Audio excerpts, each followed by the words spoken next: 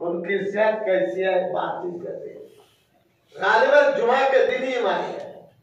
10 بجے 10:30 بجے کے گاندھی جی کی طبیعت کا ملاقات ہو گئی. نیچے اترے, پھر گاندھی جی نے ان کو بلایا. کر کہا مولانا صاحب میرے پاس قرآن کریم ہے, میں پڑھتا ہوں. گاندھی جی نے کہا میں قرآن کریم پڑھتا ہوں, میری جان کو خطرہ ہے, مرنے کے بعد قرآن کریم کی کوئی عزت کرے گا نہیں کرے گا مجھے معلوم نہیں, آپ اس قرآن کریم کو لے جائیے. گاندھی جی نے وہ قرآن کریم مولانا حفیظ الرحمان صاحب کو دیا اور جمعیت علماء ہند کے لائبریری میں اس قرآن کو رکھا گیا. بدنصیبی کوئی چالاک آدمی جمعیت کے اس قرآن کریم کو چرا کے لے گیا. ایسے لوگ ملک کے آزادی میں سربراہی کی اور ہمارے بزرگ ان کے ساتھ ساتھ کام کیا.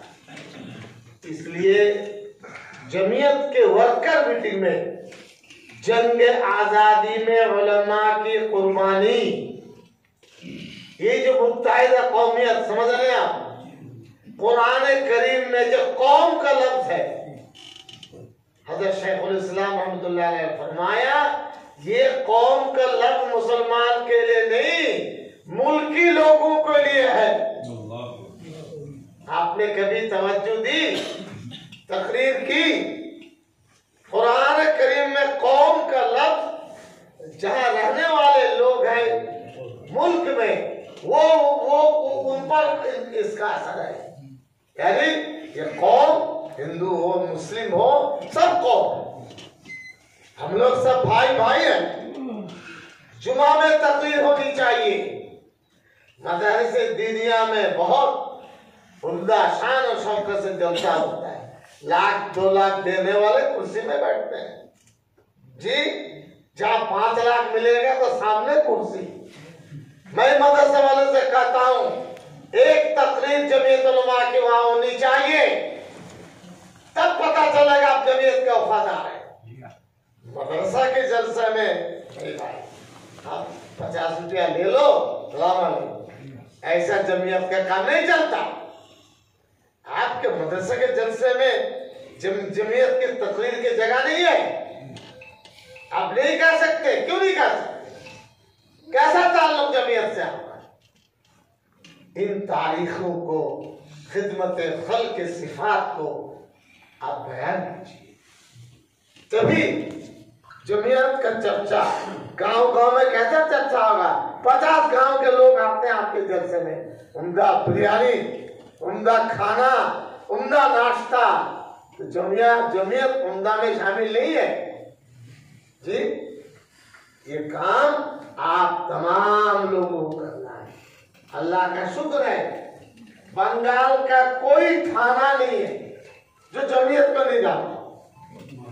کوئی تھانہ ٹرین میں داڑھی والوں کو لے کر بیٹھاتے ہیں ہندو بھائی کہ تم لوگ اچھے آدمی ہو بھائی. اللہ کا شکر ہے یہ ماحول محنت سے بنا ہے. حضرت مولانا اسد مدنی اللہ مرقدہ 26 سال تک ہم نے خدمت کی. وہ سکھاتے تھے ایک ایک کام, ان کو دیکھتے تھے, دور سے لوگ سلام کرتے تھے کہ یہ مولانا اسد مدنی ہے.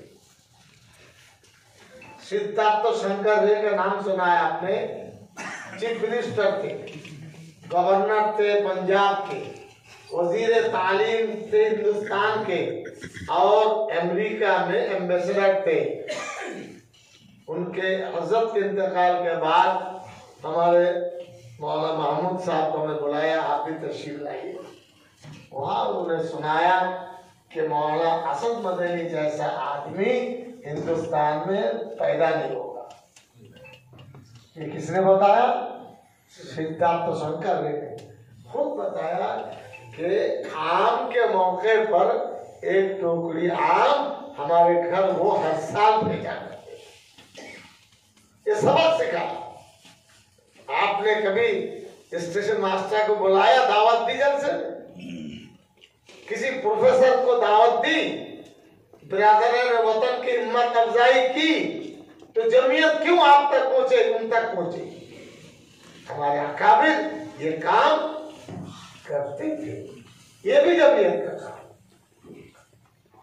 इसमें आखिरी कड़ी जो इस तारीख यानी इस पर हम बताना चाहते हैं, हिराकल को नबी करीम सल्लल्लाहु अलैहि वसल्लम ने खत लिखा, हिराकल के साथ अजीम लफ्ज लिखा। क्या लिखा? अजीम। सहाबा किराम ने उस पर बातचीत की, अरे रसूल अकरम सल्लल्लाहु अलैहि वसल्लम, आप नबी, वो काफिर है, आप हिराकल के साथ अजीम का लफ्ज लिखा।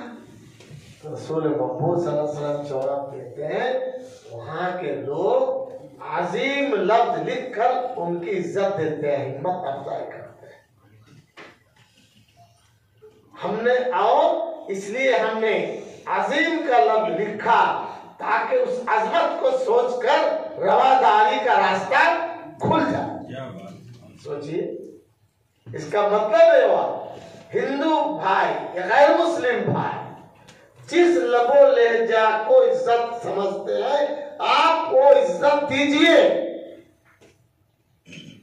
ऐसी भड़काऊ वाली तकरीर करते हैं जलसे में, मालूम होता पाकिस्तान हिंदुस्तान का युद्ध हो रहा है।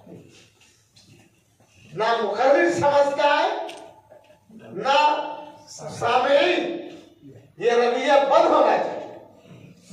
मुस्बत पहलू में तकरीर कीजिए, तभी हलक में उतरेगा। आप हजरात हमारे साथी हैं, लबो लहजा में इसको बुरा न माने। अब तकरीर, आप तंजीमी बात में पहला काम है वक्त लगाना चाहिए। आप वक्त नहीं लगाएंगे, तंजीम मजबूत नहीं होगी। खुद सोचिए कितना वक्त दे सकते हैं, बार बार ही काम का भी कहा था, अब भी। दूसरा, गाड़ी कैसे चलेगी? माली ताउन। हमारे दफ्तर में जमीयत के